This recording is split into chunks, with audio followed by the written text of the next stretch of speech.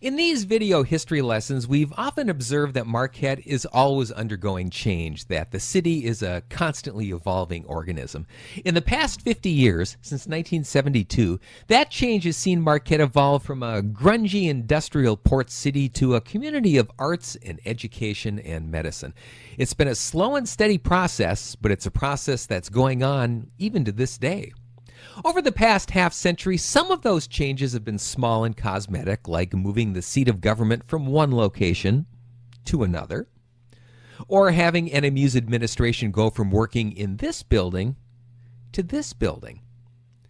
In the past 50 years, hockey players and figure skaters have gone from playing here to playing here to playing here. Sometimes Marquette changes by putting old buildings to a new use. And by the way, this may just be me, but if you're going to put a pot dispensary in an old beefaroo, why on earth would you not call it reefaroo?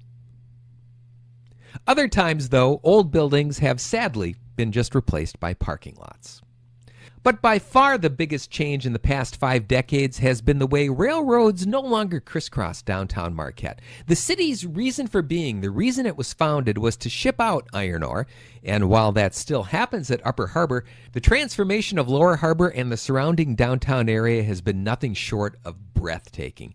50 years ago, Lower Harbor saw a dirty, dusty coal yard that's now been turned into one of the crown jewels of the Marquette Park system. 50 years ago, the South Rail Yards were home to train repair facilities and oil tank farms. Today, we have bike paths, boardwalks, and hotels. And 50 years ago, Marquette had the Roundhouse sitting in the heart of the city with trains going to and fro 24 hours a day on their way to the harbor or back out to the mines. Now, 50 years later, there's a brand new hospital sitting there. In many ways, the change to Marquette has been astounding and transformational in the past 50 years, with old buildings coming down, new buildings going up, and green spaces where trains once ran.